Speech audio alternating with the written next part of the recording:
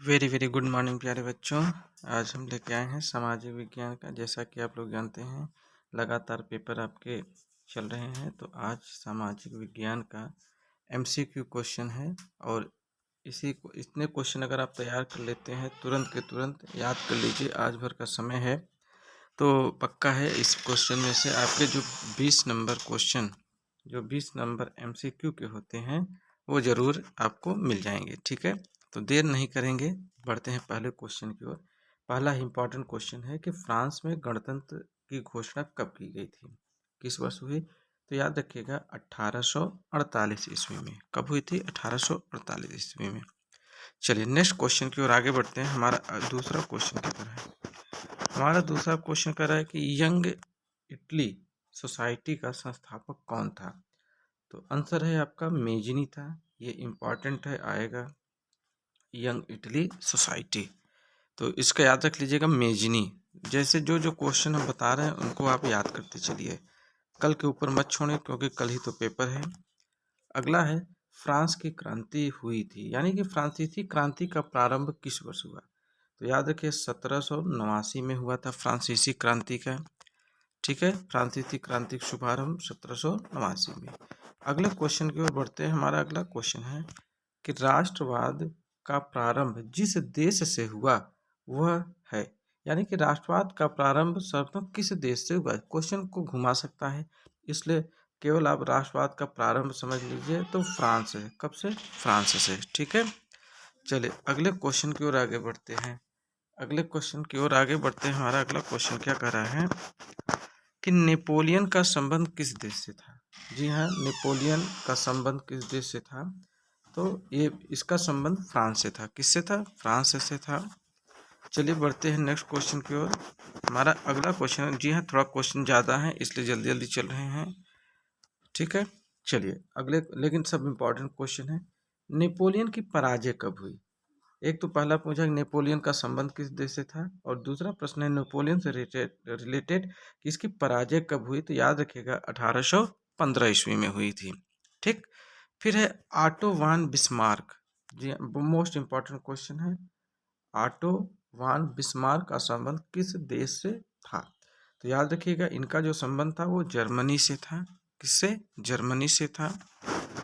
चलिए अगला क्वेश्चन हमारा है कि 13 अप्रैल 1919, ये बहुत ही इम्पोर्टेंट घटना है, किसका इसका संबंध बताइए? तो याद रखिएगा जलियांवाला बाग हत्या कांड। किससे?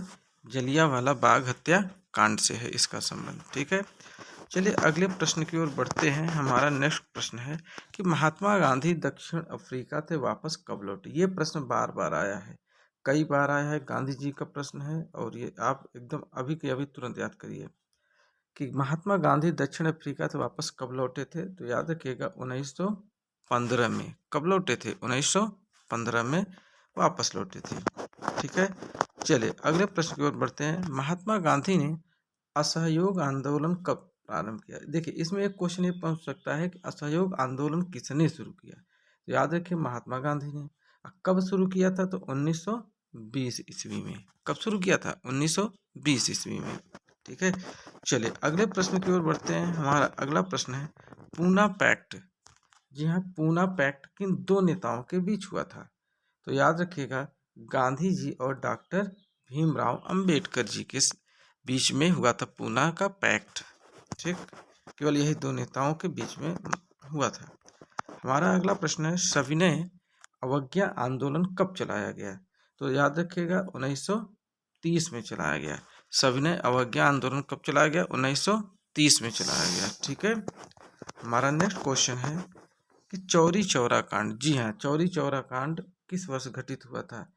इसी घटना की वजह से महात्मा गांधी ने अपना आंदोलन वापस लिया था 1922 में। कब हुआ था चौरी चौरा? 1922 में, याद रखिएगा। अगला है एग मार्क किन वस्तुओं के लिए प्रामाणिक चिन्ह है?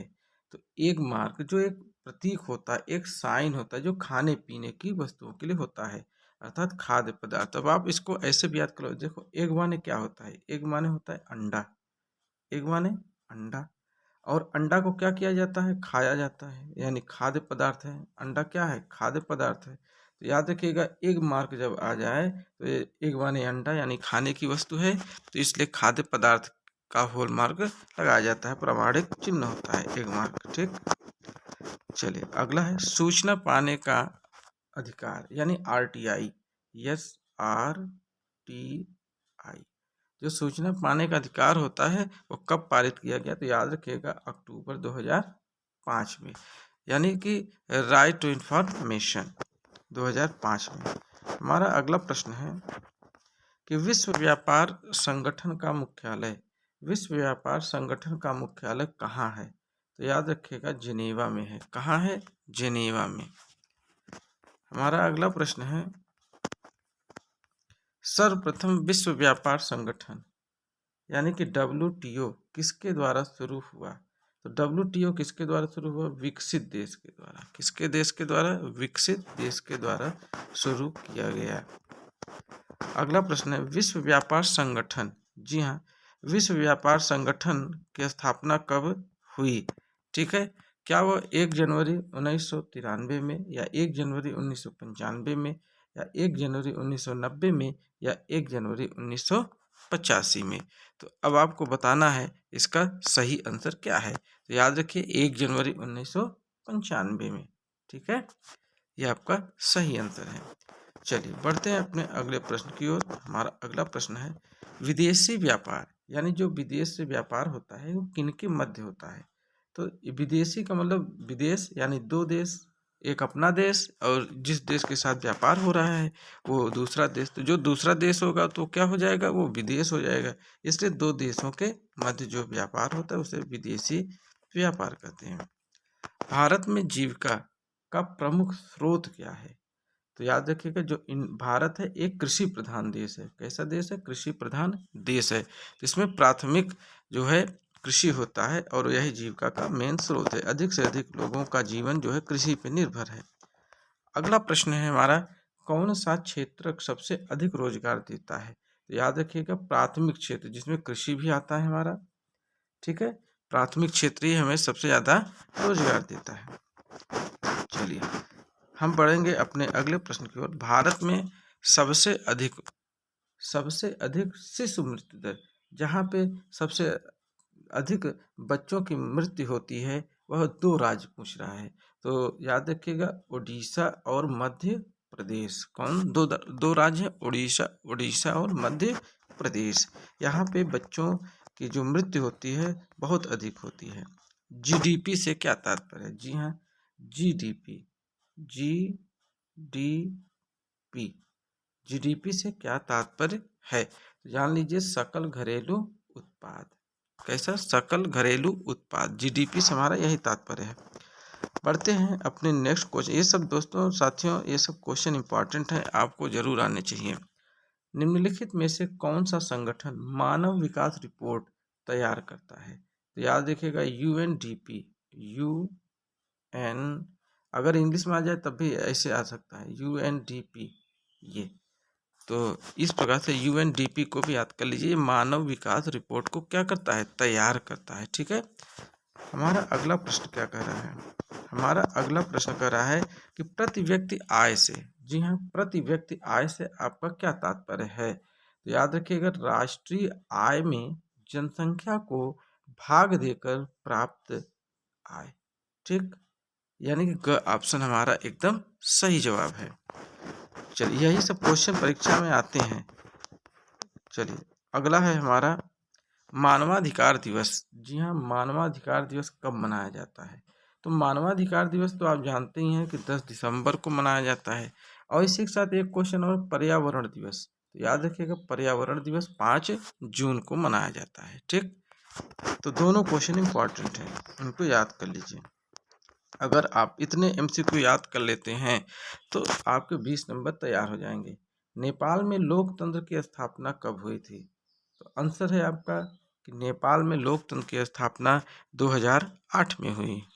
चलिए पढ़ते हैं हम अपने अगले प्रश्न की ओर। हमारा अगला प्रश्न है नर्मदा बचाओ आंदोलन किससे संबंधित है, नर्मदा बचाओ आंदोलन याद रखिएगा सरदार सरोवर बांध से संबंध रखता है। किससे? सरदार सरोवर बांध से। अगला प्रश्न है, लोकतंत्र का सबसे अच्छा तरीका क्या है? लोकतंत्र का देखिए, जिसमें प्रजा का तंत्र, प्रजा का शासन है ना, उसी को बोलते हैं लोकतंत्र। जैसे हमारे भारत में कैसा है लोकतंत्र है, तो इसमें तरीका क्या है? विविधता को समाहित करना, विभिन्नता के प्रति सकारात्मक दृष्टिकोण रखना, या समरूप समाज बनाने का प्रयास करना, या उपयुक्त सभी।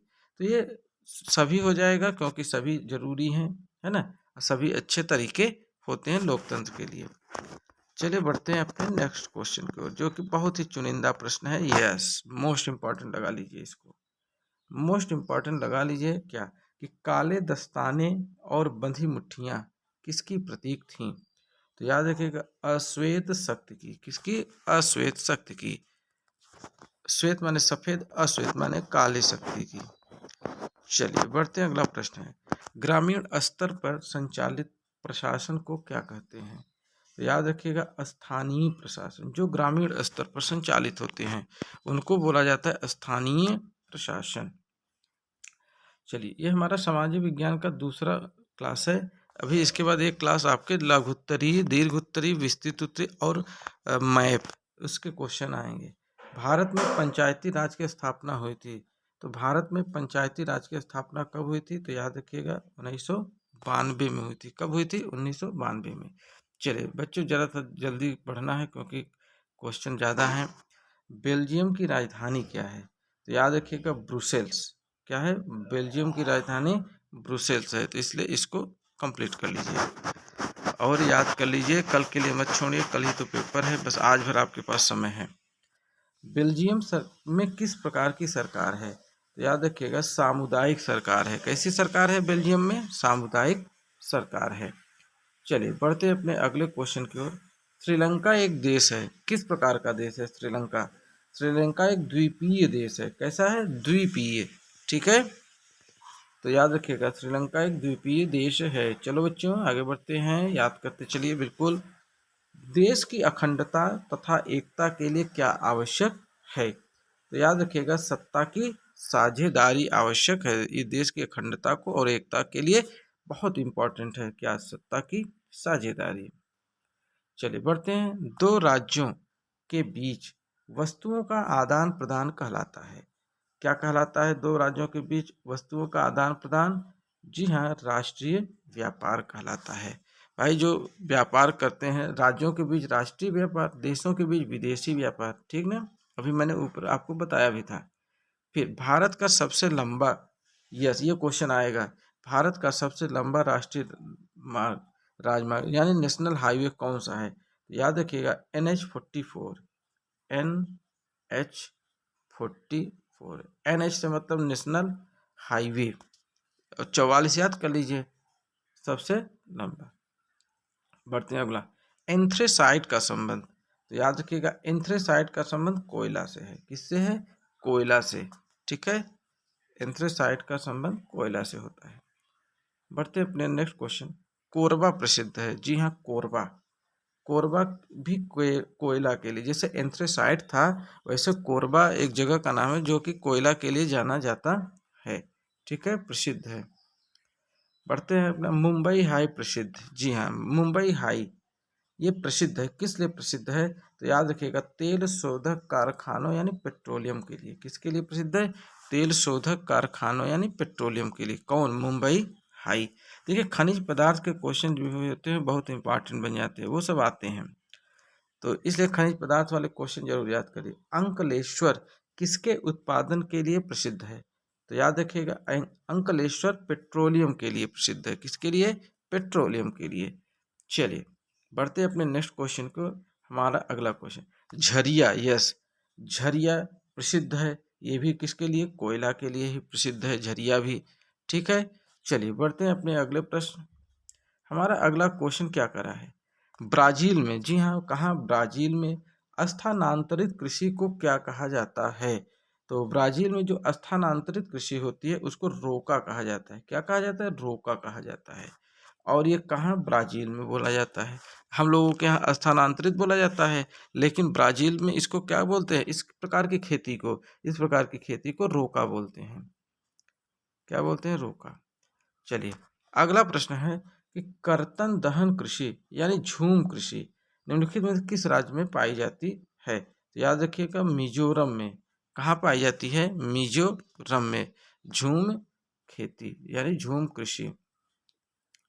चलिए अगला प्रश्न है भूदान। यस, भूदान आ गया। देखिए भूदान आंदोलन किसके द्वारा आरंभ किया गया? तो याद रखिएगा विनोबा भावे के द्वारा। किसके द्वारा? विनोबा भावे के द्वारा। भूदान जिसमें उन्होंने अपना जमीन दान किया जाता है। बहुउद्देशीय परियोजनाओं को किसने आधुनिक भारत का मंदिर कहा है? याद रखिएगा जवाहरलाल नेहरू ने कहा है, पंडित जवाहरलाल नेहरू ने। अगला प्रश्न है हमारा, नेक्स्ट क्वेश्चन है भारत की पहली नदी घाटी परियोजना किस नदी पर बनाई गई? भारत की पहली नदी घाटी परियोजना किस नदी पे? तो वो थी दामोदर नदी। कौन सी नदी थी बच्चों? दामोदर नदी थी। ये सब प्रश्न आपको याद होने चाहिए। भारत में विश्व में सर्वाधिक वर्षा किस स्थान पे होती है? तो याद रखिएगा मासिन राम में। कहाँ होती है? मासिन राम में। ठीक, चलिए अगले क्वेश्चन की ओर बढ़ते हैं। हमारा अगला क्वेश्चन क्या है? भारत विश्व वृष्टि मात्रा का कितना प्रतिशत प्राप्त करता है? यानी कि जो वर्षा होती है, वृष्टि का मतलब जो वर्षा होती है पूरे विश्व में, तो भारत में कितना परसेंट उसको मिलता है? तो 4%। याद रखिएगा पूरे विश्व की बात हो रही है तो भारत में केवल 4% वर्षा होती है। ठीक है, अगले प्रश्न की ओर बात करते हैं। चलिए नेक्स्ट क्वेश्चन की ओर आगे बढ़ते हैं। हम लोग अपना अगला क्वेश्चन देखते हैं। Yes, tiger project. Tiger project किस वर्ष आरंभ किया गया? तो याद रखिए 1973 में प्रारंभ किया गया। कब किया गया? 1973 में प्रारंभ किया गया टाइगर प्रोजेक्ट। हमारा अगला क्वेश्चन क्या कर रहा है? अगला क्वेश्चन है चिपको आंदोलन। जी हाँ, चिपको आंदोलन किससे संबंधित है? तो याद रखिएगा वन संरक्षण से, जिसमें पेड़ काटने से बचाने के लिए महिलाएं जो हैं पेड़ों से चिपक जाती हैं, यानी पेड़ों को पकड़ लेती हैं, तो काटने नहीं दिया जाता। भारत में कितने प्रतिशत स्तनधारियों के लुप्त होने का खतरा है? तो 20%। कितने? 20% भारत में बात हो रही है। जो स्तनधारी हमारे हैं उनको खतरा है। सुंदरवन, यह सुंदरवन राष्ट्रीय पार्क किस राज्य में स्थित है?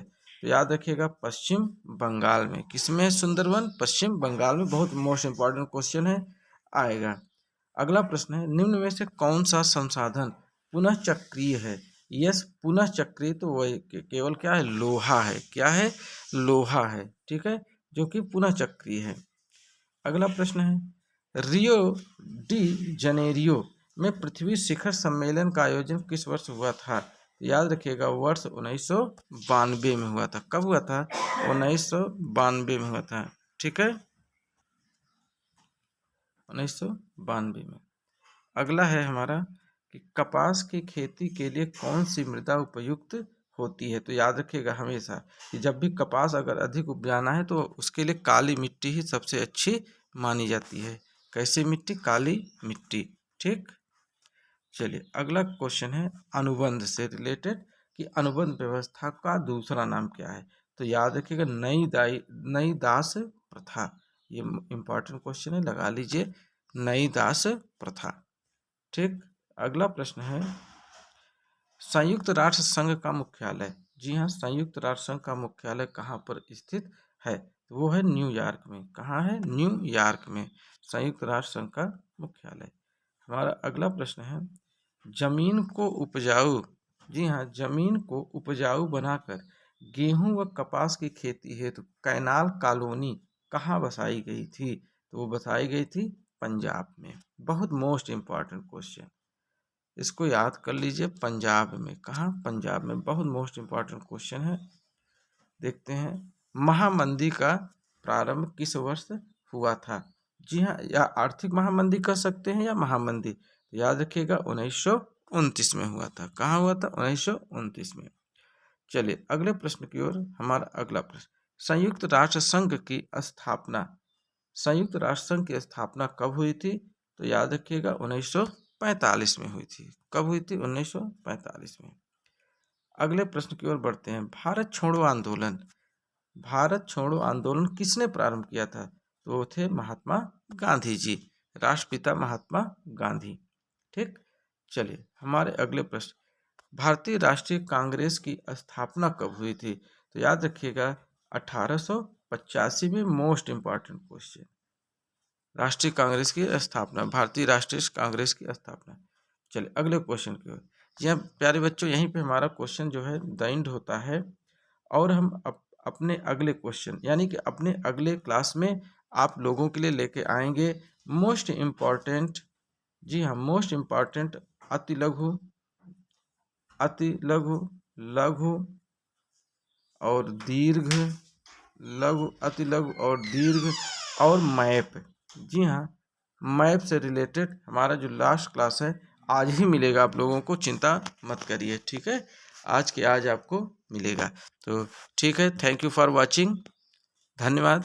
और इसी के साथ आज की क्लास को समाप्त करते हैं। जय हिंद, जय भारत।